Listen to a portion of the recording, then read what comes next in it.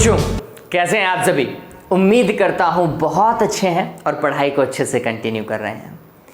आज हम एक नया चैप्टर चालू करने वाले हैं। यह दूसरा चैप्टर है, अध्याय संख्या 2 है। इलेक्ट्रोस्टैटिक्स का ही भाग है, मतलब स्थिर वैद्युतिकी का ये दूसरा भाग हो गया।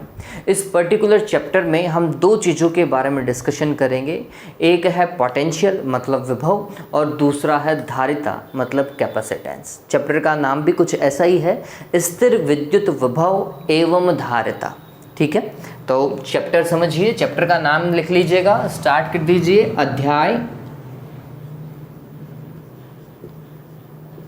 अध्याय संख्या 2 है ये, और चैप्टर का नाम क्या है?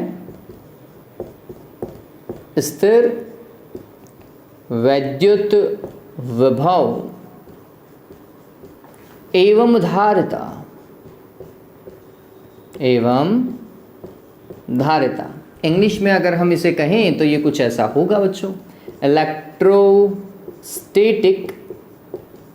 स्थिर विद्युत का मतलब क्या हुआ? इलेक्ट्रोस्टैटिक। और विभव को बोलते हैं पोटेंशियल। क्या बोलेंगे हम इसे? पोटेंशियल। तो ये वर्ड ध्यान में रखिएगा।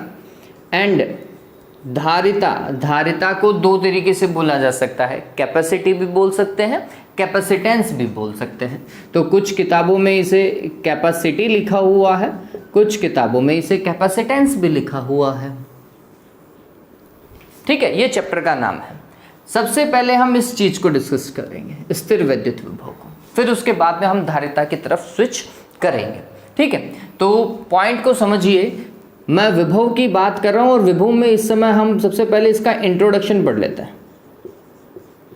इंट्रोडक्शन मतलब कि भैया हम पढ़ क्यों रहे हैं, क्या ऐसी चीज हुई कि हमें ये विद्युत विभव पढ़ना जरूरी हो गया है। ठीक है, तो ये चीज डिस्कस करने के लिए मैं आपको एक सिंपल सा एग्जांपल देता हूं बच्चों। आप सभी को याद होगा कि लेट सपोज कीजिए ये हमारा घर है, ठीक है, और पानी की जो टंकी है, हमारे घर की जो पानी की टंकी है वो यहाँ पे छत पर रखी हुई है। ठीक है, और इस पानी की टंकी से एक पाइपलाइन जा रहा है, और ये पाइपलाइन हमारे घर में जो स्नान घर है ना, बाथरूम, वहाँ पर किसी टैप से, किसी नल से कनेक्टेड है। वहाँ पर किसी नल से कनेक्टेड है। ठीक है, ये वो टैप मान लो आप ऐसा, और यहाँ से पानी निकलेगा। तो आपको ये सभी पता होगा, जैसे भी आप टैप को ओपन करते हो, जैसे ही आप नल को खोलते हो, पानी यहाँ से बाहर निकलना चालू हो जाता है। ये पानी आया कहाँ से? यहाँ से, टंकी जो छत पे रखी हुई थी। ठीक है, और कहाँ की ओर गया? नीचे की ओर गया, नीचे की ओर। ये पानी का बहाव है। पानी अधिक ऊंचाई से कम ऊंचाई की ओर बहता है, ये पानी का स्वाभाविक गुण है बच्चों। ठीक है, ये एक बेसिक कॉन्सेप्ट है किसका? पानी का, या किसी भी लिक्विड का। कोई भी द्रव होगा ना, तो वो अधिक ऊंचाई से कहाँ की ओर बहेगा? कम ऊंचाई की ओर बहेगा। इस बात को ध्यान में रखना। अधिक ऊंचाई को अगर मैं 11th के पर्पस में जाऊं तो मैं बोलूंगा कि अधिक ऊंचाई का मतलब है अधिक गुरुत्वीय विभव। ठीक है, ये आपने कभी गुरुत्वीय स्थितिज ऊर्जा पढ़ रखी है क्या? mgh लिखा करते थे, mgh, या फिर ऐसा कुछ याद हो, gm1 m2 divided by r, वो भी माइनस का होता है। ठीक है, ऐसा कभी पढ़ते थे? ठीक, तो मैं ये बोलता हूं, मैं क्या, फिजिक्स ये बोलती है कि अगर ऊंचाई ज्यादा है तो गुरुत्वीय स्थितिज ऊर्जा ज्यादा होगी, अगर ऊंचाई कम है तो गुरुत्वीय स्थितिज ऊर्जा कम होगी। ठीक है, ये बात ध्यान में रखना। तो जो पानी है ना, ये अधिक ऊंचाई पे था, टंकी में था तो इसकी ऊंचाई ज्यादा थी, और नल की ऊंचाई पृथ्वी सतह से क्या है? कम है। अगर मैं इसको कैपिटल H लिखूं तो ये स्मॉल h होगा, और कैपिटल H ज्यादा है, स्मॉल h कम है, तो पानी कैपिटल H से कहाँ की ओर? स्मॉल h की ओर गया, है ना। H यहाँ पे ज्यादा है तो हम बोलेंगे इसकी गुरुत्वीय स्थितिज ऊर्जा। कौन सी? गुरुत्वीय स्थितिज ऊर्जा क्या है? यहां पर ज्यादा है, जबकि यहां पर गुरुत्वीय स्थितिज ऊर्जा जो है वो कम है। ठीक है, यहां पर गुरुत्वीय स्थितिज ऊर्जा कैपिटल H ये ज्यादा है, ये कम है। तो पानी कहां से कहां की ओर गया? आंसर है अधिक गुरुत्वीय स्थितिज ऊर्जा से कम गुरुत्वीय स्थितिज ऊर्जा की ओर। पानी कहां से कहां की ओर जाता है? अधिक गुरुत्वीय स्थितिज ऊर्जा से कम गुरुत्वीय स्थितिज ऊर्जा की ओर जाता है। ये सभी को पता होना चाहिए। ये पानी का बेसिक कॉन्सेप्ट है भाई, और लिक्विड फ्लो का भी ये बेसिक कॉन्सेप्ट है ना, कोई भी द्रव इसी तरीके से फ्लो करता है। अब अगर हम बात करें किसी भी हीटिंग बॉडी की, जैसे कोई एक ऑब्जेक्ट है आपके पास में, ये मान लो इसका तापमान T1 है, ठीक है, और इसका तापमान क्या है? T2 है। एक दूसरा ऑब्जेक्ट लिया, इसका तापमान क्या है? T2 है। ऐसा ये हम बोल रहे हैं ये गर्म है, ठीक है, और ये कंपैरेटिवली थोड़ा कम गर्म है, या फिर मैं इसे बोल सकता हूं ठंडा है, ठीक है। तो जैसे मैंने इसको गर्म बोला और इसको ठंडा बोला, आपको ऑटोमेटिकली पता चल गया कि T1 का मान ज्यादा है किससे? T2 से, ठीक है। ये दोनों वस्तुएं अलग अलग ताप के ऊपर हैं। जैसे ही इन वस्तुओं को किसी अन्य चालक वस्तु से जोड़ दिया जाता है, ये अपने इनको जोड़ दिया किसी भी विद्युत चालक से, विद्युत चालक क्या? ऊष्मा की चालक वस्तु से जोड़ दिया। कोई भी ऐसा तार जो कि ऊष्मा का क्या हो? चालक हो, उससे हमने इसको जोड़ दिया। तो आप क्या देखेंगे? आप देखेंगे कि ये जो ऊष्मा है ना बच्चों, ये ऊष्मीय ऊर्जा जो है वो गर्म वस्तु से कहां की ओर जाएगी? ठंडी वस्तु की ओर जाना चालू करेगी। ऊष्मा कहां से कहां की ओर जा रही है? गर्म वस्तु से ठंडी वस्तु की ओर, मतलब उच्च ताप से निम्न ताप की ओर। यहां पर समझिए, यहां पे पानी का बहाव अधिक गुरुत्वीय स्थितिज ऊर्जा से निम्न गुरुत्वीय स्थितिज ऊर्जा की ओर था। यहां पर ऊष्मा का प्रवाह कहां से कहां की ओर? गर्म से ठंडे की ओर, या उच्च ताप से निम्न ताप की ओर। क्लियर है ये बात? बहाव पता चला ऊष्मा का। यहां पे द्रव का बहाव पता चला। द्रव का बहाव डिपेंड कर रहा था ऊंचाई पर।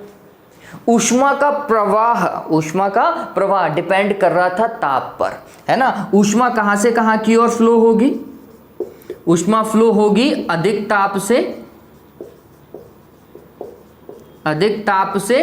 निम्न ताप की ओर, ठीक है। ये ऊष्मा का कॉन्सेप्ट है। क्लियर है? फ्लो का पता चला। ऐसे ही जब आप पढ़ते हैं किसी सर्किट को, किसी भी विद्युत परिपथ को, है ना, तो जब आप पढ़ते हैं विद्युत परिपथ में धारा बह सकती है, बंद भी हो सकता है, खुला भी हो सकता है। बंद परिपथ में तो धारा बहेगी, मतलब आवेशों का प्रवाह भी होगा वहां, ठीक। तो आवेशों का प्रवाह जिस राशि पे डिपेंड करता है, देखो यहां पर हमने द्रव का प्रवाह पढ़ा, यहां हमने ऊष्मा का प्रवाह पढ़ा, अब हम पढ़ रहे हैं आवेशों का प्रवाह, ठीक है। आवेशों का प्रवाह किस पे निर्भर करता है बच्चों? विभव पर निर्भर करता है। इस बात को सदैव ध्यान में रखिएगा। आवेशों का प्रवाह किस पे निर्भर करता है? विभव पर। और हमेशा आवेश उच्च विभव से निम्न विभव की ओर जाते हैं, ठीक है। आवेश कहां से कहां की ओर जाएगा? उच्च विभव से निम्न विभव की ओर। और जब मैं बोल रहा हूं आवेश, तो मेरा सीधा सा मतलब धनावेश से है बच्चों, ऋणावेश से नहीं है। जब हम सिर्फ और सिर्फ आवेश बोलते हैं तो ध्यान में रखिए, हम धनात्मक आवेश की बात कर रहे हैं, हम ऋणात्मक आवेश की बात नहीं कर रहे हैं। ये हमें थोड़ा समझना चाहिए, ठीक है। तो फिर कोई भी धनात्मक आवेश कहां से कहां की ओर जाएगा? उच्च विभव से निम्न विभव की ओर जाएगा। अब आप बोलोगे कि सर ऐसे कैसे बता दिया, कुछ तो समझाओ। तो बिल्कुल हम इस चीज को समझ सकते हैं। कैसे? चलिए 10th को ही मैं आपको समझाता हूं। 10th में आपने पढ़ा होगा कि ये कोई प्रतिरोध है और इस प्रतिरोध को कनेक्ट कर दिया बैटरी से। किससे कनेक्ट किया? बैटरी से हमने इसे कनेक्ट कर दिया है। अगर बैटरी से कनेक्ट कर दिया तो ये पॉजिटिव है, ये नेगेटिव। क्लियर है ये बात? तो अब मेरी बात को समझना, धारा कैसे बहती है? तो आप बोलते हो बैटरी के पॉजिटिव टर्मिनल से कहाँ की ओर? नेगेटिव टर्मिनल की ओर। मतलब बैटरी के धनाग्र से बैटरी के ऋणाग्र की ओर बहती है। धनाग्र उच्च विभव होता है। धनाग्र कैसा विभव होता है? उच्च विभव। ऋणाग्र होता है निम्न विभव। तो फिर धारा मतलब प्रवाह, आवेशों का प्रवाह कैसा देखा गया? उच्च से निम्न की ओर देखा गया। बात समझ में आ गई। और यहाँ पर कौन से, हम धनावेश के प्रवाह की बात करते हैं। हालांकि धारा जाती है इलेक्ट्रॉन से और इलेक्ट्रॉन ऋणावेश है तो वो उल्टा चलेगा, ऋणावेश उल्टा चलता है, वो ऋण से कहाँ की ओर चलता है, धन की ओर चलता है। लेकिन जब भी मैं आवेश बोलूँ तो मैंने आपको क्या बताया था, आवेश का हमारा सीधा मतलब है धनावेश से, ठीक है। तो फिर जब हम बोलते हैं कि धारा का प्रवाह या आवेशों का प्रवाह कहां से कहां की ओर देखा जाता है, उच्च विभव से, या धनाग्र बोल दो, से कहां की ओर, निम्न विभव की ओर। ऋणाग्र निम्न विभव होता है, कम विभव पर होता है, ठीक है। ये बात सदैव ध्यान में रखेंगे, अपन दिमाग में रहेगा बच्चों, क्लियर है। चलिए, तो इंट्रोडक्शन में सबसे पहला पॉइंट जो आपको लिखना है वो क्या है,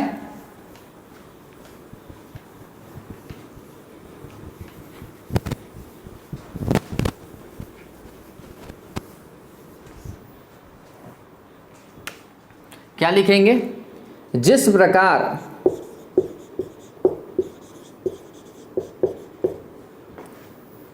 प्रकार द्रव का प्रवाह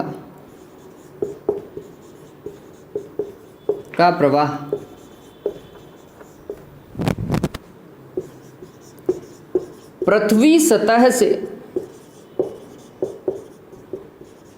ऊंचाई पर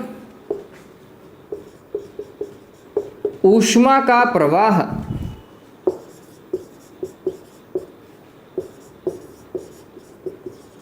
पिंड के ताप पर निर्भर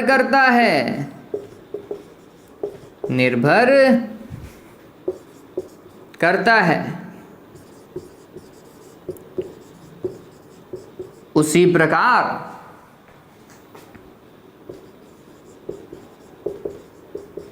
आवेशों का प्रवाह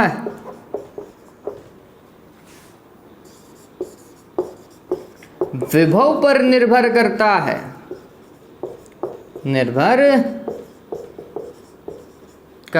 ये बात ध्यान में रखना। तो हम कह सकते हैं कि द्रव प्रवाह में जो काम ऊंचाई करती है, ऊष्मा प्रवाह में जो काम ताप करता है, वही आवेश प्रवाह में वो काम कौन करता है, विभव करता है। तो मतलब ये एक ही चीज है ना। बस जब हम प्रवाह, द्रव के प्रवाह की बात करते हैं तो विभव देखा जाएगा ऊंचाई से, जब हम ताप के प्रवाह ऊष्मा के प्रवाह की बात करते हैं तो फिर विभव कन्वर्ट हो जाता है ताप में, और फिर आवेशों के प्रवाह में विभव ही है ना, पिंड के विभव की ओर। और फिर ये ध्यान में रखो, ये भी मैं लिख देता हूं कि जब किन्हीं दो आवेशित पिंडों को संपर्क में रखा जाता है,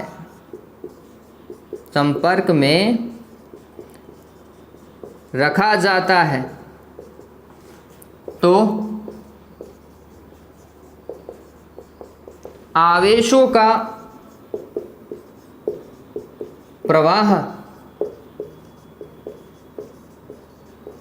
उच्च विभव से कहां की ओर बच्चों, निम्न विभव की ओर होता है,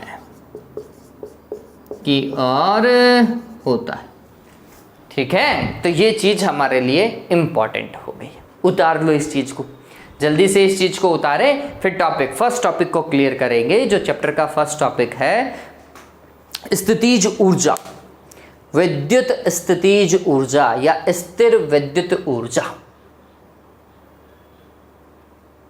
उतार लिया ये, और समझ में आया या नहीं आया ये कमेंट बॉक्स में लिखते हुए चलें बच्चों, है ना। कमेंट बॉक्स में लिखते हुए चलें कि आपको समझ में आया है या फिर नहीं आया है। मेरे साथ में उतार लिया होगा बस। ऑलराइट, तो नेक्स्ट टॉपिक हमारे पास में है स्थिर वैद्युत स्थितिज ऊर्जा। इंग्लिश में ध्यान में रखिए, इसे हम बोलेंगे इलेक्ट्रोस्टैटिक स्थिर वैद्युत। स्थितिज ऊर्जा को बोलते हैं पोटेंशियल एनर्जी,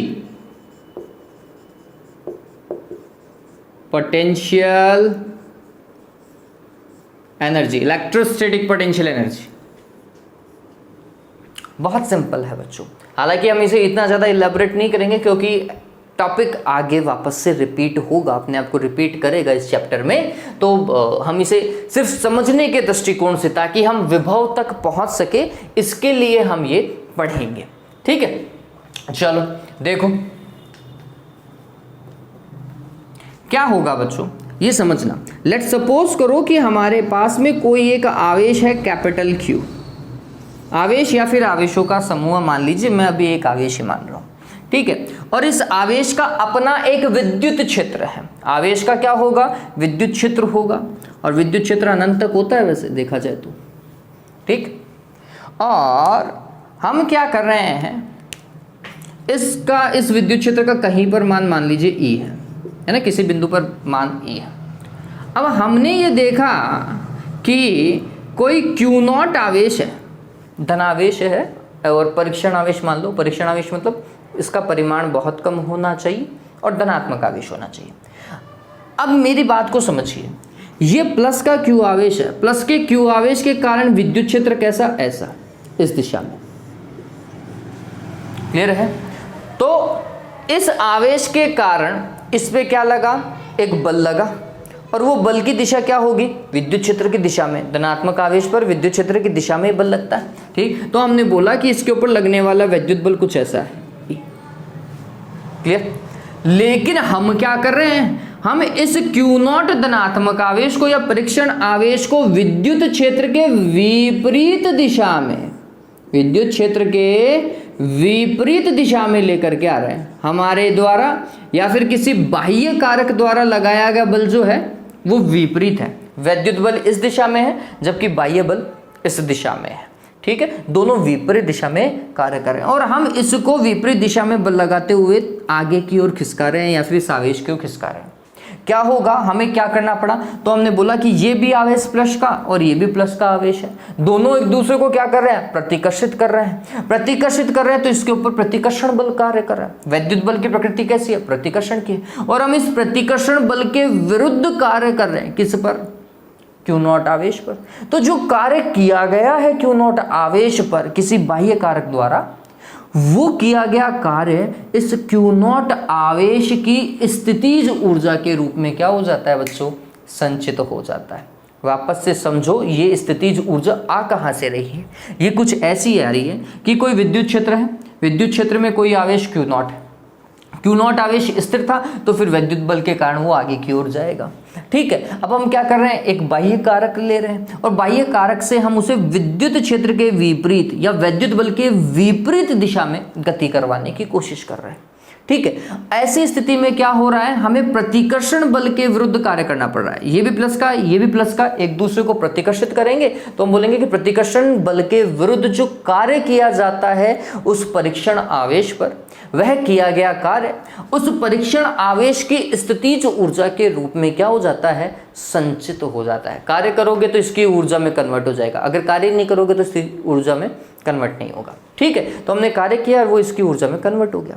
चलो, अब यहाँ पर एक और चीज है, आप जिस स्थिति में इसके ऊपर बाह्य बल लगा रहे हैं, इस आवेश पर बाह्य बल लगा रहे हैं, तो आपको यह ध्यान में रखना पड़ेगा कि प्रत्येक अवस्था में वैद्युत बल और बाह्य बल का मान क्या होना चाहिए, समान होना चाहिए। जब इसे विद्युत क्षेत्र के विरुद्ध लेकर के आ रहे हैं ना, तब आपको क्या पता होना चाहिए कि वैद्युत बल, आवेश पर कार्यरत वैद्युत बल और बाह्य बल दोनों विपरीत दिशा में होने चाहिए और परिमाण में क्या होने चाहिए, समान होने चाहिए। अगर ऐसा है, ये दोनों परिमाण में समान है, दिशा में विपरीत है, तो इस पर लगने वाला परिणामी बल नेट फोर्स कितना लगेगा, 0। नेट फोर्स तो लगा ही नहीं क्योंकि ये दोनों बल बराबर थे, ठीक है। दूसरा, अगर ऐसा है तो फिर मैं ma लिखूं, ma बराबर क्या, 0। इसका मतलब त्वरण बराबर क्या, 0। त्वरण 0 मतलब ये जो आवेश की गति होनी चाहिए वह त्वरित नहीं होनी चाहिए, ठीक है। बाह्य बल द्वारा जब इसको मूव कराया जाए तो उस आवेश की गति त्वरित नहीं होनी चाहिए। अगर त्वरित नहीं है, इसका मतलब a बराबर क्या होता है, dv बटा dt होता है, क्या बराबर क्या, 0। इसका मतलब वेग में परिवर्तन 0, वेग में परिवर्तन 0, इसका मतलब वेग बराबर क्या हो गया, नियत हो गया। कहने का मतलब इस आवेश को नियत वेग से मूव करवाना पड़ेगा, और अगर इसका वेग चेंज नहीं हुआ तो क्या इसकी गतिज ऊर्जा में परिवर्तन आएगा? आंसर है वेग ही परिवर्तित नहीं हुआ, चाल ही चेंज नहीं हुई। चाल चेंज नहीं हुई तो गतिज ऊर्जा भी परिवर्तित नहीं हुई, तो गतिज ऊर्जा में परिवर्तन कितना? 0। ये कॉन्सेप्ट है बच्चों, बहुत बड़ा कॉन्सेप्ट बता रहा हूं मैं आपको, ये बात ध्यान में रखना। जब स्थिर विद्युत स्थितिज ऊर्जा की या विद्युत विभव की बात की जाएगी और जब आवेश को अनंत से विद्युत क्षेत्र में लाया जाएगा, तो विद्युत क्षेत्र में लाते समय प्रत्येक बिंदु पर हमें इस बात का ख्याल रखना पड़ेगा कि आवेश पर लगने वाला नेट बल क्या होना चाहिए? 0 होना चाहिए, उसकी गति त्वरित नहीं होनी चाहिए, अर्थात वो नियत वेग से गति करना चाहिए, अर्थात उसकी गतिज ऊर्जा में कोई परिवर्तन नहीं आना चाहिए। ये बहुत बड़ा कॉन्सेप्ट है। ये पूछा जाता है कि किसी बिंदु पर विद्युत विभव को ज्ञात करते समय जब आवेश को अनंत से उस बिंदु तक लाया जाता है तो उस आवेश की गति होती है, पहला त्वरित, दूसरा क्या, कोई त्वरण नहीं, तीसरा परिवर्ती वेग।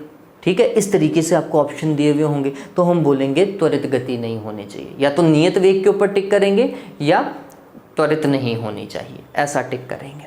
ठीक है, ध्यान रखना। और उस स्थिति में उसकी गतिज ऊर्जा भी क्या होनी चाहिए? गतिज ऊर्जा में परिवर्तन क्या होना चाहिए? 0 होना चाहिए। ये कॉन्सेप्ट है। ठीक है, क्लियर हुआ?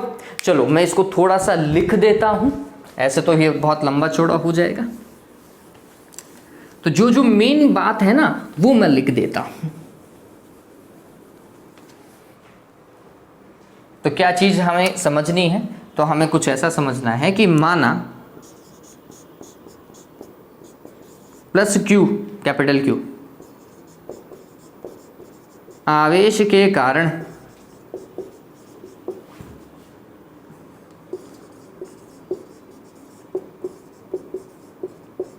किसी बिंदु पर विद्युत क्षेत्र E है।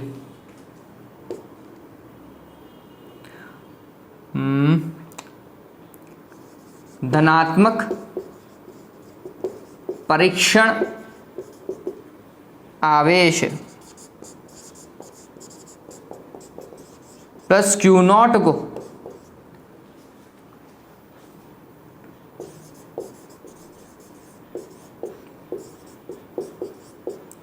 विद्युत बल के विपरीत दिशा में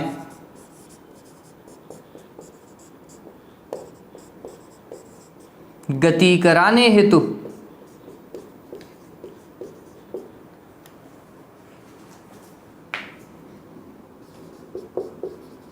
बाह्य बल द्वारा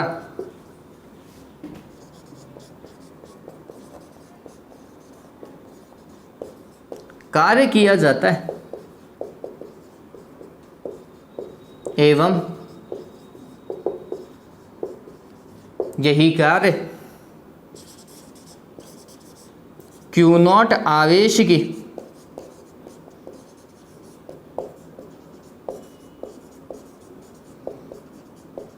स्थितिज ऊर्जा में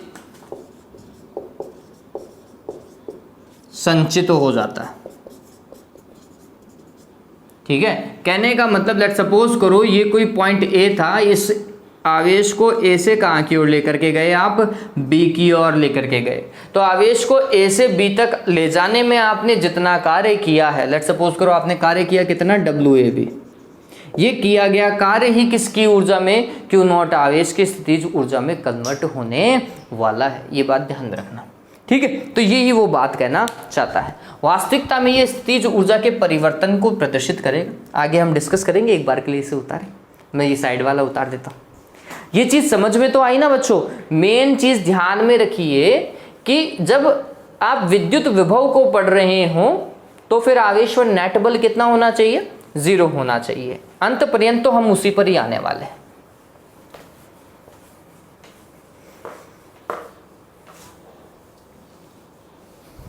एंड पे जाकर तो हम उसी पे ही आएंगे।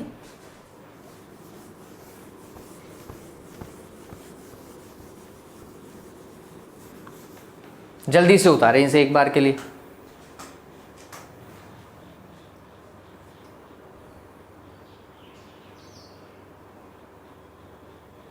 ये क्लियर तो है ना बच्चों, इसमें कहीं कोई दिक्कत तो नहीं है?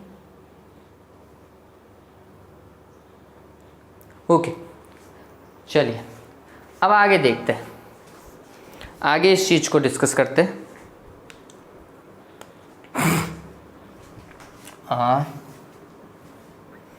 देखो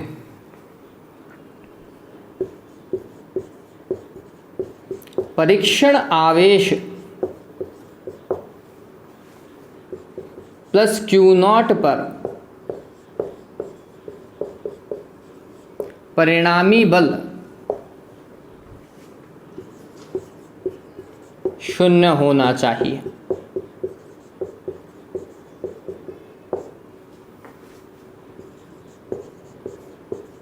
अर्थात बाह्य बल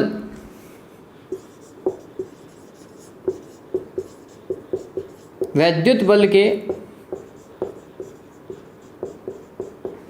परिमाण के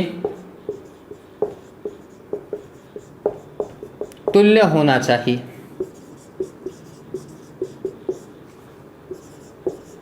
इस स्थिति में Q0 की गति त्वरित नहीं होगी,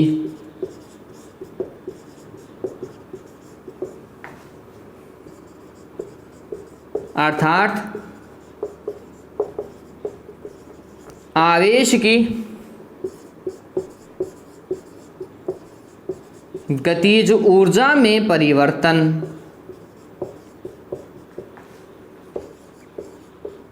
शून्य होना चाहिए। गतिज ऊर्जा की बात कर रहे हैं, ठीक है। चलिए अब हम ये देखेंगे कि ए से बी तक लाने में हमने कार्य कितना किया, या फिर बाह्य बलों द्वारा किया गया कार्य कितना है, हम इस चीज को भी डिस्कस करेंगे बच्चों, ठीक है। तो देखो भाई, प्लस Q0 आवेश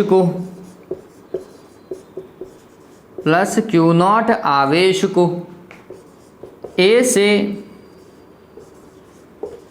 बी तक लाने में किया गया कार्य कितना कार्य होगा भाई? तो ये होगा WAB। ए से कहाँ की ओर लेकर के आ रहे हो? बी की ओर। और कार्य बराबर क्या होता है? बल गुणा विस्थापन, F.dr या F.x। तो हमने लिखा बल एक्सटर्नल बाह्य बल, और डॉट इसको क्या मान लो, dr मान लो या dl मान लो या dx मान लो, आपके ऊपर डिपेंड करता है। मैं इसे dr मान रहा हूं तो मैं इसे F.dr लिख रहा हूं,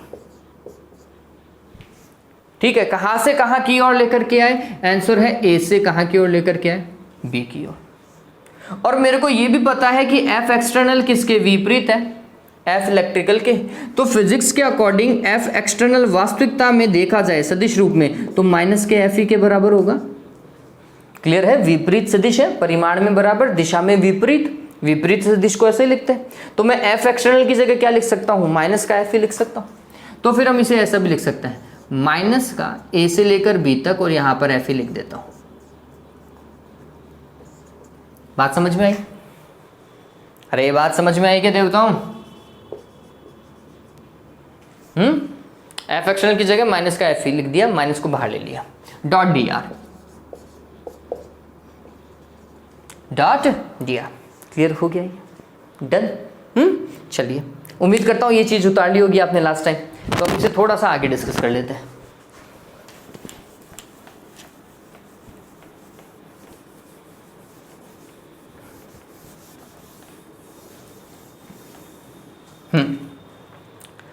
देखो, तो हमने ये देखा कि ये जो किया गया कार्य है WAB वो है माइनस का A से लेकर B तक F electrical force dot dr, ठीक। और इसे और कैसे लिख सकते हैं? इसे हम ऐसा भी लिख सकते थे बच्चों, WAB का मतलब ये किया गया कार्य है और दोनों पॉइंट की अपनी एक स्थितिज ऊर्जा है, बी पॉइंट की अपनी एक स्थितिज ऊर्जा है, ए पॉइंट की अपनी एक स्थितिज ऊर्जा है, तो हम ये बोलेंगे कि ये वास्तविकता में ऐसा भी देखा जा सकता था, अंतिम बिंदु की स्थितिज ऊर्जा डिवाइडेड बाय प्रारंभिक बिंदु की माइनस प्रारंभिक बिंदु की स्थितिज ऊर्जा। ये अंतिम है, बी पे पहुंचे कहां से, ए से, तो ये अंतिम बिंदु की स्थितिज ऊर्जा, ये प्रारंभिक स्थितिज ऊर्जा बराबर क्या होगा, ये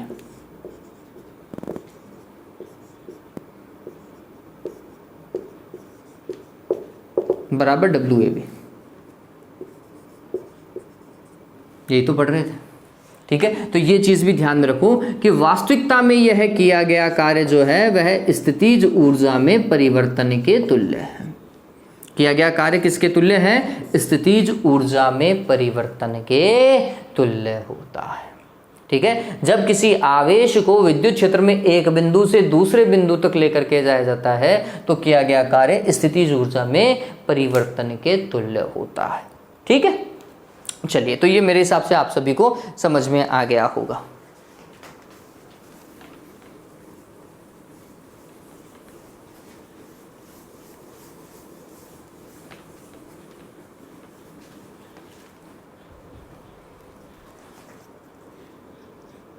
अतः Q0 आवेश को A से B तक लाने में किया गया कार्य B तथा A पर स्थितिज ऊर्जा के अंतर के तुल्य होता है, ठीक है। अब आपको लेट सपोज करो, ये तो क्लियर हुआ कि स्थितिज ऊर्जा में परिवर्तन के तुल्य होता है। अब लेट सपोज करो मेरे को सिर्फ और सिर्फ बी बिंदु पर ही स्थितिज ऊर्जा ज्ञात करनी हो या फिर ए बिंदु पर ही स्थितिज ऊर्जा ज्ञात करनी हो। ऐसी स्थिति में मैं क्या करना चाहूंगा, तो मैं बोलूंगा कि ऐसी स्थिति में पहले बिंदु को अनंत पर ले जाओ, पहले बिंदु को अनंत पर ले जाओ। कहां पर, अनंत पर। तो ए से बी की ओर लेकर आ रहे थे ना, तो अब ए को कहां मान लो, अनंत पर मान लो। ए को कहां मानो, अनंत पर मान लो, ठीक है। तो हमने बोला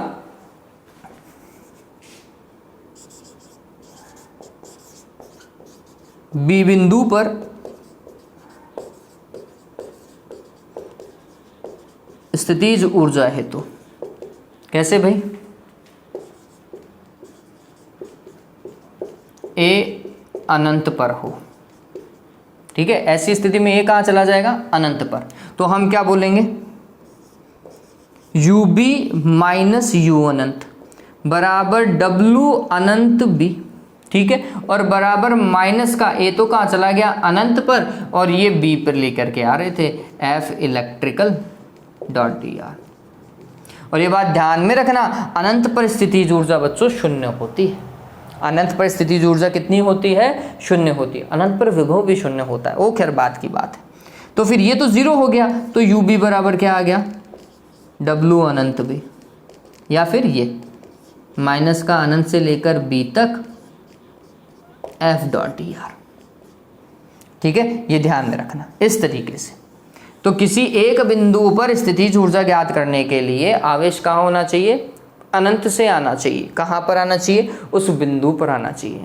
मैं कुछ ऐसा भी कह सकता हूँ कि जब किसी आवेश Q0 को अनंत से विद्युत क्षेत्र में स्थित किसी बिंदु तक लाया जाता है तो उसे लाए जाने में जितना कार्य करना पड़ रहा है वही उस बिंदु की क्या होगी, स्थितिज ऊर्जा होगी, ठीक है। किसी आवेश को लाने पर, एकांक आवेश नहीं, यहाँ पे एकांक आवेश आते ही पूरी रामायण चिन जाएगी। तो हम क्या बोलेंगे, जब किसी परीक्षण आवेश Q0 को अनंत से विद्युत क्षेत्र में किसी बिंदु तक लाया जाता है तो किया गया कार्य ही उस बिंदु पर स्थितिज ऊर्जा के तुल्य होता है, ठीक है। चलो उतारो इस चीज को, फिर देखते हैं, जल्दी से उतारो इसे, जल्दी से करो। और एक नोट्स के लिए आप ध्यान में रखें, इस वीडियो मतलब इस लेक्चर के बाद में आपको अगर पता है टेलीग्राम ऐप, आप यूज़ करते हो तो टेलीग्राम ऐप पर इस नंबर पे आ जाइएगा 9602301447। यहाँ पर आप हेलो लिख करके भेज दीजिएगा, मैं आपको ग्रुप में ऐड कर लूँगा या लिंक सेंड कर दूँगा, तो आप फन विद फिजिक्स चैनल से कनेक्ट हो जाएंगे। ठीक है, और आपको इस वीडियो क्लास में हमने जो पढ़ा है उसके नोट्स भी मिल जाएंगे। आप यहाँ से उतार रहे हैं, बहुत बढ़िया। अदरवाइज आपको पहले से ही प्रिंटेड चाहिए, उसके लिए फिर आप ये काम कर सकते हैं। ठीक है, जल्दी से लिख लीजिए।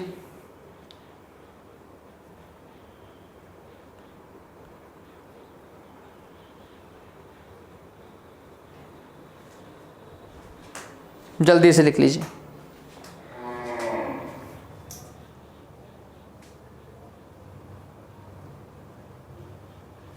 हो गया ये डन? अरे डन हुआ नहीं हुआ?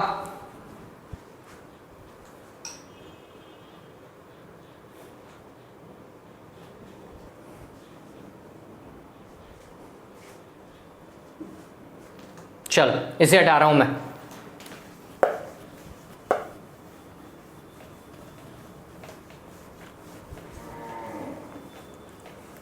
एक अगर पढ़ाई साथ साथ करोगे ना तो काम हो जाएगा अच्छे से। मैंने बीच में 2 वीक तक कोई वीडियो नहीं डाला था क्योंकि मैं बाहर था, आउट ऑफ टाउन था, लेकिन अब वीडियो लगातार आएंगे और लाइव क्लास चलेगी। ठीक है,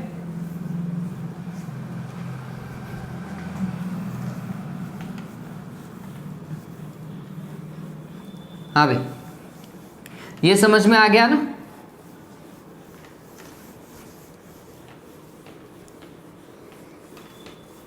अब इसके लिए मैं परिभाषा लिख देता हूं।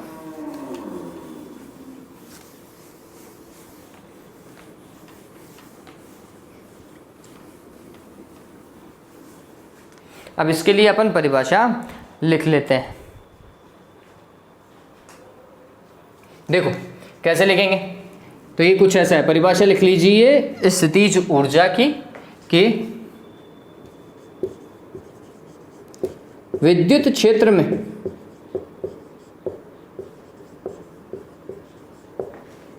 किसी बिंदु पर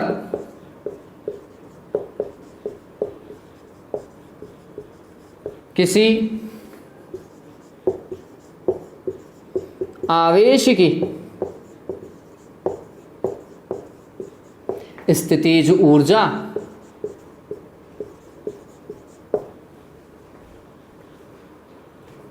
स्थितिज ऊर्जा अनंत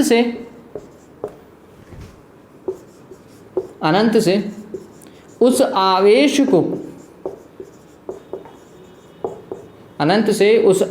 को उस बिंदु तक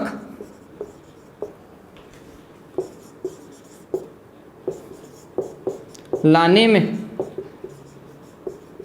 संपन्न कार्य के तुल्य होती है,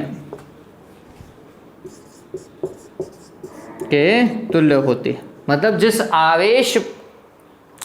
आवेश की आप स्थितिज ऊर्जा की बात कर रहे हैं विद्युत क्षेत्र में, उस आवेश को अनंत से विद्युत क्षेत्र में उस बिंदु तक लाने में जितना कार्य किया, वो कार्य ही क्या होगा, उस पर्टिकुलर आवेश की स्थितिज ऊर्जा के रूप में संपन्न होगा या स्टोर हो जाएगा।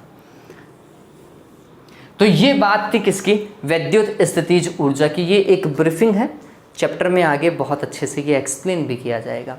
अगर मैं आपको इसका एक फॉर्मूला बताऊं तो ये कुछ ऐसा है, आपने कभी पढ़ा होगा, चलो इस चीज़ को थोड़ा सा और इलेबरेट करते हैं। आपने कभी गुरुत्वीय स्थितिज ऊर्जा पढ़ रखी होगी। गुरुत्वीय स्थितिज ऊर्जा को आप लिखते थे -G m1 m2 divided by r।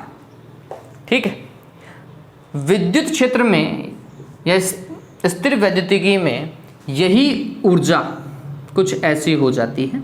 जी की जगह हम यूज करते हैं k या फिर 1/4πε0। m1 और m2 जो काम द्रव्यमान करता है वो काम यहाँ पर आवेश करता है, तो ये हो जाएगा q1 और q2 डिवाइडेड बाय r ऐसा का ऐसा। बस एक अंतर है, यहाँ पे माइनस लगा हुआ है, यहाँ पे माइनस भी हो सकता है और प्लस भी हो सकता है। ये बात ध्यान में रखना, दो द्रव्यमानों के बीच सदैव आकर्षण बल होता है और आकर्षण बल के कारण स्थितिज ऊर्जा सदैव ऋणात्मक होती है। ये एक कॉन्सेप्ट है बच्चों। आकर्षण बलों के कारण स्थितिज ऊर्जा सदैव कैसी होगी? माइनस की होगी। जबकि दो आवेशों के बीच में जब प्रतिकर्षण होता है तो स्थितिज ऊर्जा प्लस की, है ना। स्थितिज ऊर्जा प्लस की कब होती है? जब आवेशों के बीच में प्रतिकर्षण होता है। और जब आवेशों के बीच में आकर्षण हो तो स्थितिज ऊर्जा कैसी हो जाती है? माइनस की हो जाती है। आकर्षण में हमेशा माइनस की और प्रतिकर्षण में सदैव प्लस की होती है स्थितिज ऊर्जा। ये बात हमेशा ध्यान में रखोगे आप, ठीक है बच्चों। ये चीज ध्यान में रखो, कॉन्सेप्ट है बच्चों की। स्थितिज ऊर्जा को प्लस और माइनस का कब देखते हैं? आकर्षण है तो फिर माइनस का, और प्रतिकर्षण है तो प्लस का देखोगे आप, ठीक। चलो अब चैप्टर के टॉपिक के ऊपर चलते हैं, स्थिर वैद्युत विभव एवं विभवांतर। और ये आज का लास्ट टॉपिक होगा, नहीं तो फिर लेक्चर बहुत बड़ा बन जाएगा। क्लियर हुआ नहीं है? ओके, टॉपिक डालो। क्या है? विद्युत विभव एवं विभवांतर।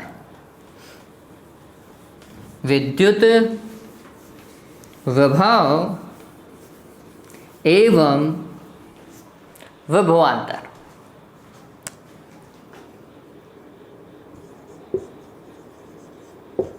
विद्युत विभव एवं विभवांतर। देखो, इस चीज को समझने के लिए एक सिंपल सा कॉन्सेप्ट यूज करते हैं। मान लीजिए ये कोई विद्युत क्षेत्र है, ऐसा मान लिया अपन ने।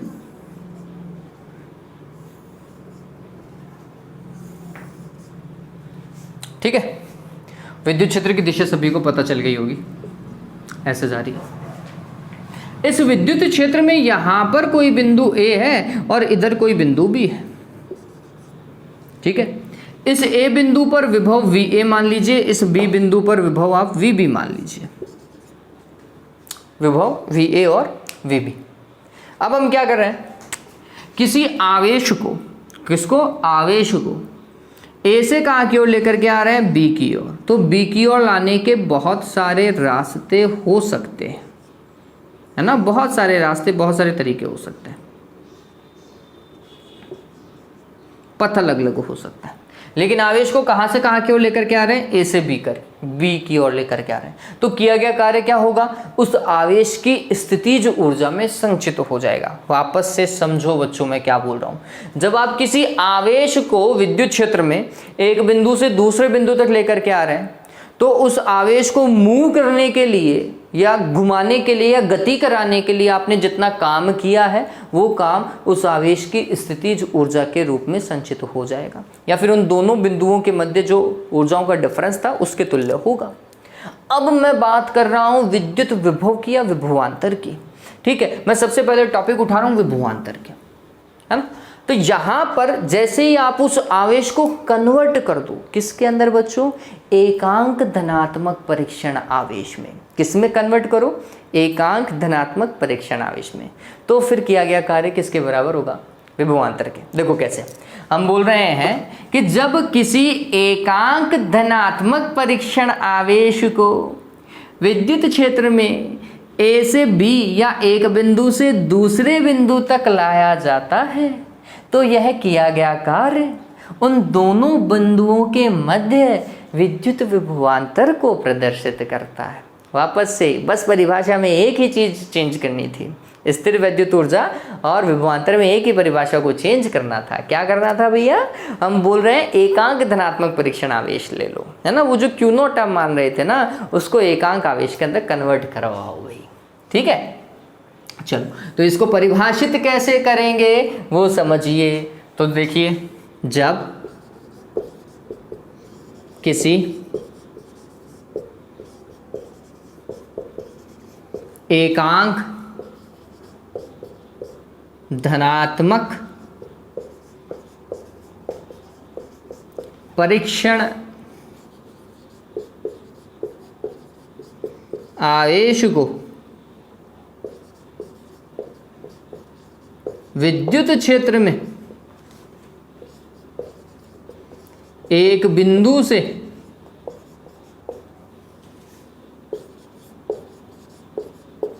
दूसरे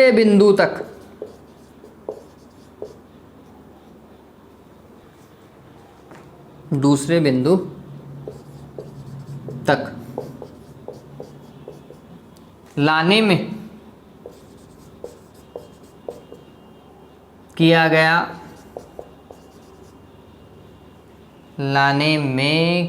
गया कार्य ही उन दोनों बिंदुओं के मध्य विभवांतर को परिभाषित करता है। विभवांतर को परिभाषित करता है। इसको जब को हटा दो, है ना। चलिए, अब ये क्या चीज आई है, इसे हम कैसे समझें।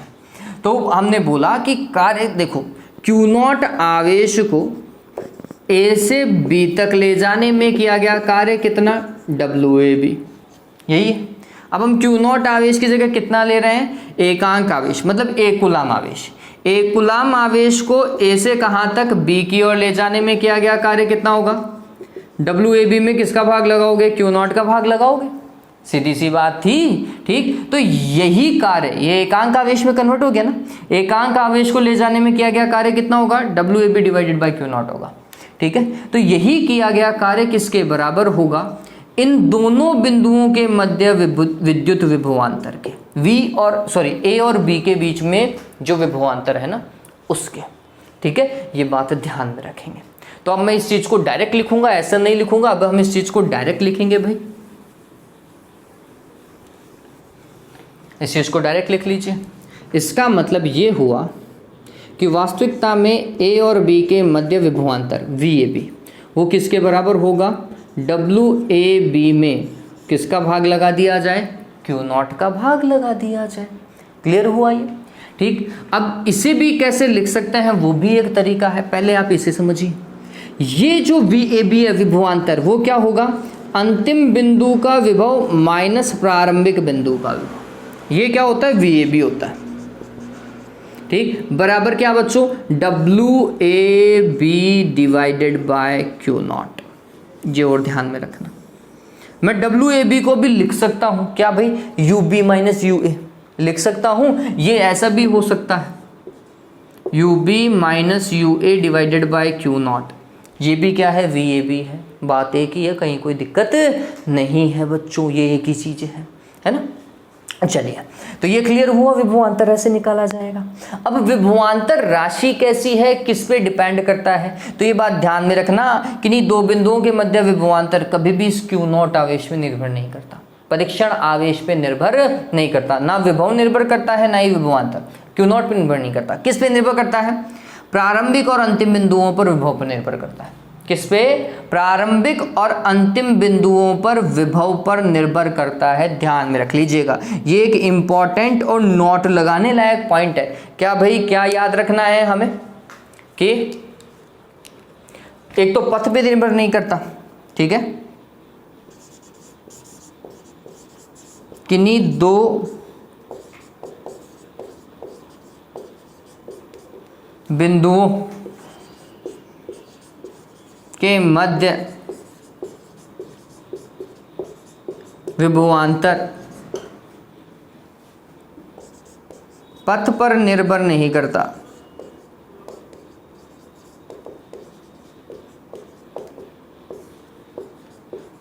यह मात्र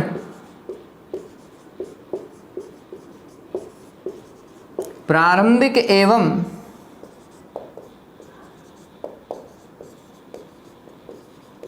अंतिम बिंदु पर विभव पर निर्भर करता है। ये सबसे इंपॉर्टेंट लाइन है बच्चों, सबसे इंपॉर्टेंट लाइन है कि विभवांतर वास्तविकता के अंदर बच्चों कार्य है, ठीक है। और ये जो कार्य है ना, ये कार्य किस पे निर्भर नहीं कर रहा, पथ पर निर्भर नहीं कर रहा। इसका रीजन क्या है बताओ, कि आवेश को एक बिंदु से दूसरे बिंदु तक लाने में किया गया कार्य पथ पे निर्भर नहीं कर रहा है। इसका रीजन क्या है बताओ? हम बोलते हैं विद्युत क्षेत्र एक संरक्षित क्षेत्र है। कैसा क्षेत्र है? संरक्षित क्षेत्र है। वैद्युत बल एक संरक्षी बल है और संरक्षी बलों की पहली ही परिभाषा थी क्या भाई? कि जब किसी भी पिंड को किसी संरक्षित क्षेत्र में एक स्थान से दूसरे स्थान तक गति कराया जाता है तो किया गया कार्य कभी पथ पर निर्भर नहीं करता। मतलब जितना कार्य आप इस पथ पे करोगे उतना का उतना यहाँ पे करोगे और उतना का उतना यहाँ पे करोगे, तीनों कार्य बराबर ही आएंगे। ठीक है, ये संरक्षित बलों की परिभाषा थी, संरक्षित क्षेत्र की परिभाषा थी, अगर 11th पढ़ी है तो आपने। ठीक है, चलो तो ये उतारो, अभी आगे बहुत कुछ बाकी है इसमें, जल्दी से उतारो। और अभी तो विभवांतर आधा ही हुआ है, उतारे इसे। और उम्मीद करता हूं ये चीज समझ में आ गई होगी आपको। ये क्लियर है ना बच्चों यहां तक? हाँ या ना में लिखते जाएं कि ये क्लियर है या फिर नहीं है। और कोई चीज में दिक्कत हो तो प्लीज कमेंट कर दीजिए जल्दी से। ओके, आगे चले, उतारो, चलो इसे उतारो। अब हम इसके मात्रक के बारे में डिस्कशन करेंगे, विमा के बारे में डिस्कशन करेंगे। और मेरे को ये बताओ विभवांतर सदिश है या फिर अदिश है? कैसी राशि है? सदिश है या अदिश है? सदिश नहीं बच्चों, ये अदिश राशि है। कैसी राशि है? अदिश राशि है। देखो कार्य अदिश होता है, आवेश अदिश है, अदिश में अदिश का भाग लगाओगे क्या आएगा? अदिश राशि ही आएगी। ठीक है, ध्यान में रखिएगा।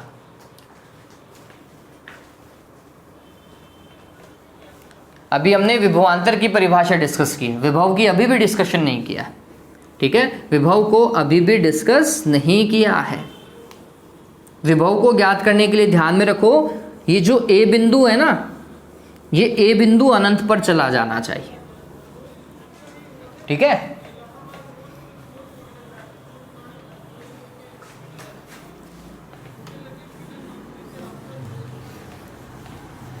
और घर पे सब ठीक है? अपना ध्यान रखें अच्छे से। ये कोरोना काल जो है इतना जल्दी पीछा नहीं छोड़ रहा है हमारा, तो अपना ध्यान रखो अगर इससे पीछा छुड़ाना है तो।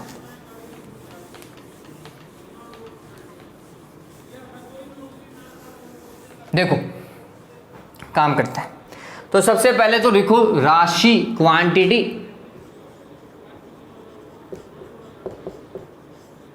राशि कैसी है? सदिश है या फिर अदिश है? आंसर है अदिश, स्केलर। अदिश को इंग्लिश में क्या बोलते हैं? स्केलर। फिर इसका एसआई मात्रक, एसआई मात्रक है इसका वोल्ट, या फिर और क्या लिख सकते हो? देखो आपने क्या लिखा था फॉर्मूला, देखो VAB बराबर WAB डिवाइडेड बाय Q0 लिखा था। ऊपर कार्य है मतलब जूल, और नीचे आवेश है मतलब कुलाम। जूल प्रति कुलाम भी किसका मात्रक है बच्चों? विभवांतर का मात्रक है। ठीक, विमा देखो, विमा, विमा क्या आएगी इसकी? तो देखो कार्य की विमा याद है या नहीं याद है? मेरे को तो याद है, लेकिन कुछ ऐसे होंगे जिन्हें नहीं याद होगी, वो भी मेरी तरह 11th में, जैसे 11th में मेरे को याद नहीं हुई थी। देखो कार्य बराबर क्या होता है? बल गुणा विस्थापन, और उसमें आवेश का भाग लग रहा है। ठीक है, बल के लिए विमा क्या लिखते हैं? m1L1T-2। दूरी के लिए क्या लिखते हैं? L1 डिवाइडेड बाय आवेश के लिए क्या? A1T1। ये तो इस बार ही पढ़ा है आवेश का, तो ये L2 हो जाएगा क्या? तो ये हो जाएगा m1L2T-2 ऊपर, नीचे क्या बच्चों? A1T1। अभी ध्यान में रख लो कार्य की विमा क्या होती है? m1L2T-2 होती है। लेके जाओ ऊपर, क्या हो जाएगा? m1L2T⁻³ हो जाएगा क्या ये ऊपर जाते ही? और a की पावर क्या? -1।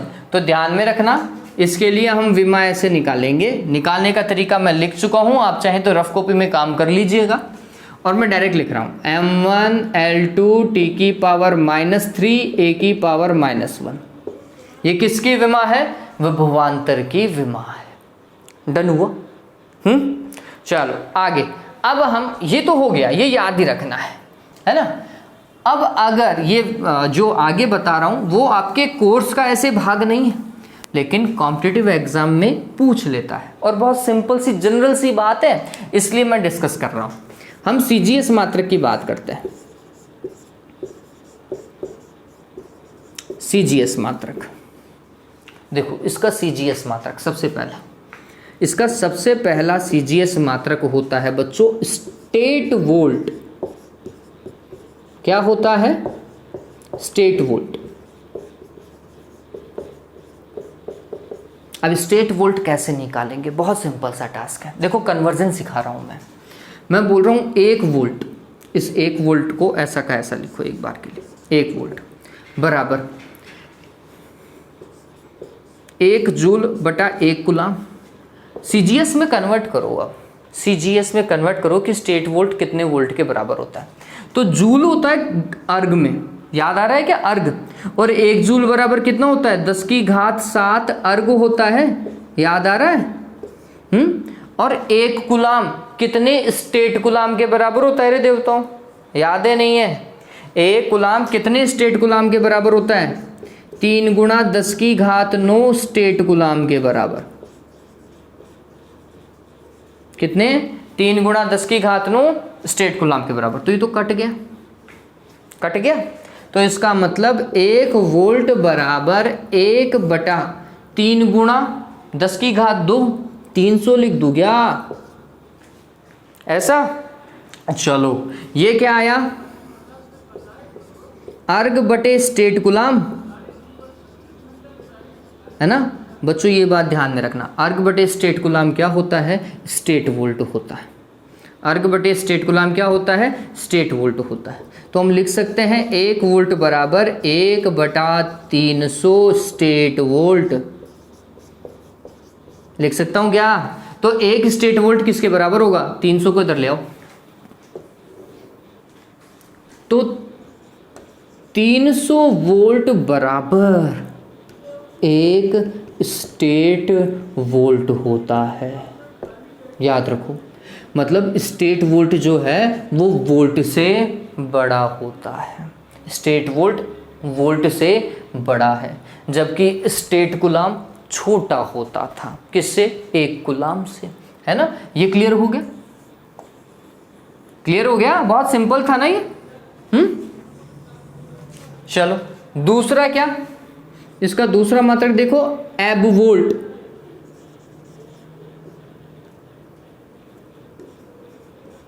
एब वोल्ट,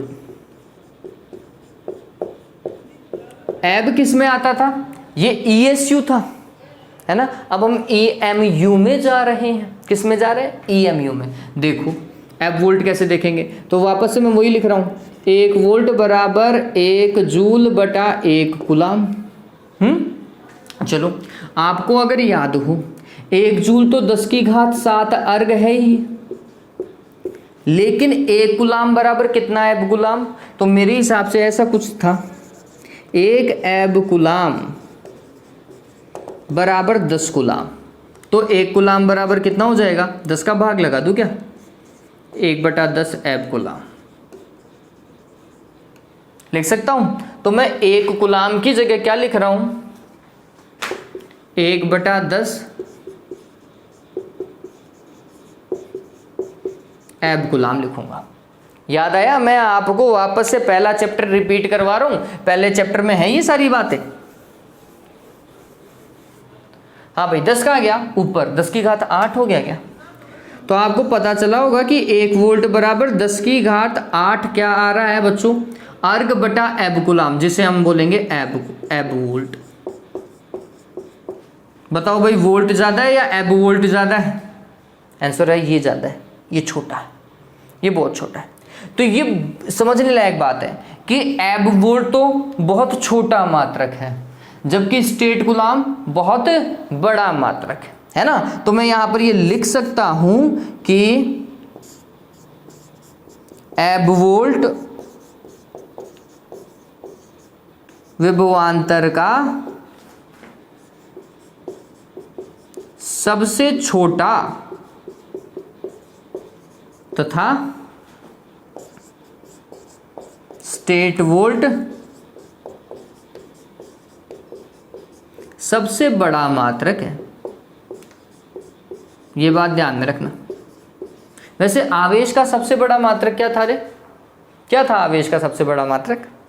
फैराडे। क्या था बच्चों? फैराडे। फैराड नहीं, फैराडे था। तो ये क्लियर है, उतारो इसे। अभी तक हमने किसको डिस्कस किया है बच्चों? विभवांतर को डिस्कस किया है। अब हम किसको डिस्कस करेंगे? विभव को डिस्कस करेंगे। तो जल्दी से इस चीज को उतारें, जल्दी से उतार लो। और अगर ये चीज आपको समझ में आ गई है ना, तो इसमें कहीं कोई दिक्कत आने वाली नहीं है। आगे तो फिर विभव बहुत सिंपल हो जाएगा। जल्दी से इसको उतारो। ओहो, ये लाइटिंग आ रही है, इसका कुछ कर भी नहीं पाएंगे अभी। वैसे ये क्लियर तो है, कहीं कोई दिक्कत थोड़ी है अभी। चलो आगे चलते हैं।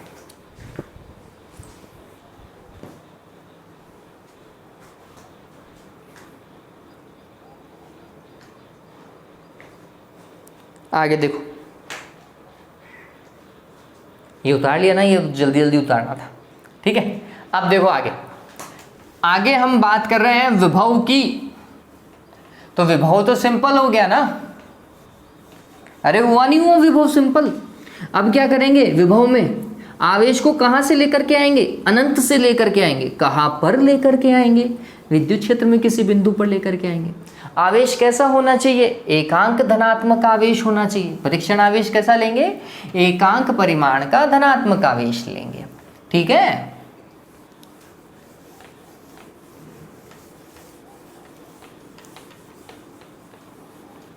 अभी बहुत सारे सवाल मेरे को करवाने थे, लेकिन चलो अभी यहीं पे ही क्लियर करेंगे। तो विभव की बात करते हैं। विभव क्या होगा? विभव मतलब पोटेंशियल, और विभवांतर होता है पोटेंशियल डिफरेंस। विभव क्या होगा? तो एकांक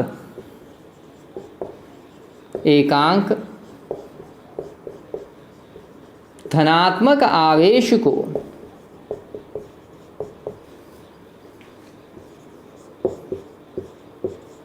अनंत से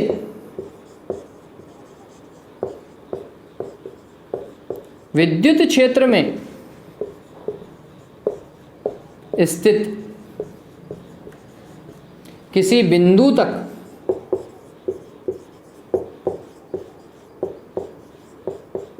लाने में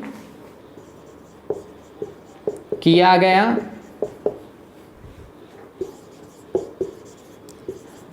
कार्य ही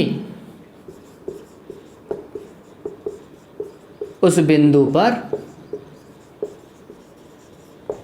विद्युत विभव को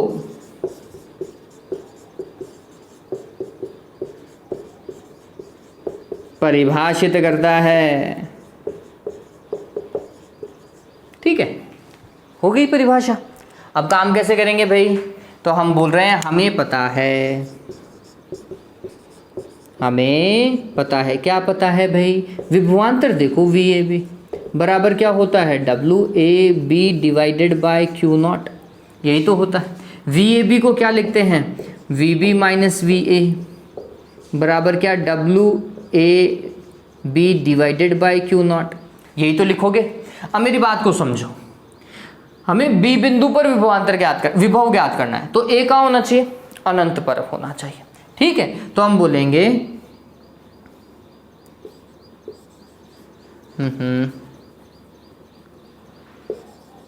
B बिंदु पर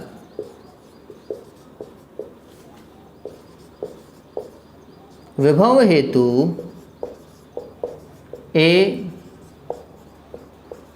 अनंत पर होना चाहिए। ठीक है, अगर ऐसा है बच्चों तो हम क्या लिखेंगे भाई?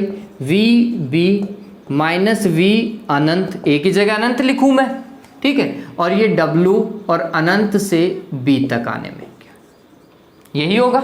चलिए, अनंत पर विभव भी शून्य होता है और ऊर्जा भी शून्य होती है, ध्यान में रखिएगा। तो VB बराबर कितना आ जाएगा? W Anant B divided by Q0। हाँ भाई, इसको मैं क्या लिख सकता हूँ? W अनंत B को याद आ रहा है क्या? चलो मैं आपको बताता हूँ। ये क्या होता? ये लिखा जाता है UB माइनस यू अनंत divided by Q naught. U B minus U A होता, ए की जगह अनंत लिख रहा हूँ। यू अनंत का मान कितना होता है? 0 होता है, तो ये क्या हो गया? U B divided by Q not. ऐसा भी तो हो सकता है ना? तो हम बोल सकते हैं कि विद्युत क्षेत्र में किसी एकांक आवेश की स्थिति जो ऊर्जा ही उस बिंदु पर क्या होगी? विद्युत विभव होगी। ठीक है, एकांक आवेश की स्थिति जो ऊर्जा ही विद्युत विभव होगी, या स्थितिज ऊर्जा प्रति आवेश, स्थितिज ऊर्जा प्रति आवेश ही क्या कहलाता है? विद्युत विभव कहलाता है।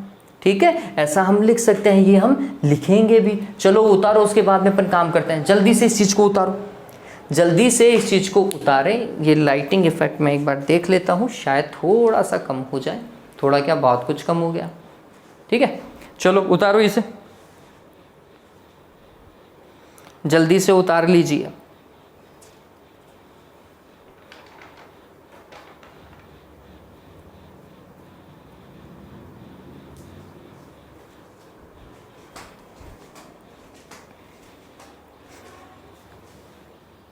हुआ ये?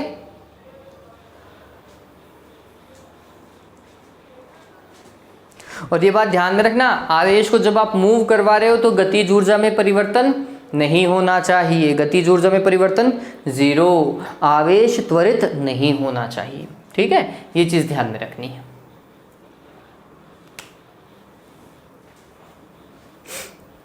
हो गया? मैं लिख देता हूं इस चीज को तो कि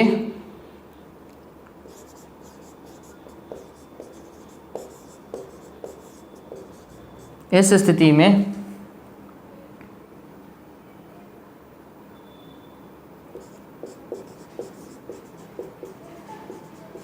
गतिज ऊर्जा में परिवर्तन क्या होना चाहिए? 0 होना चाहिए। ये चीज हमेशा ध्यान में रखना। और इसे हम और क्या बोल सकते हैं?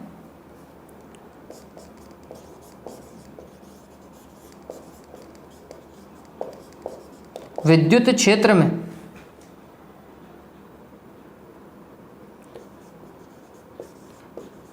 स्थितिज ऊर्जा प्रति एकांक आवेश, प्रति एकांक आवेश ही विद्युत विभव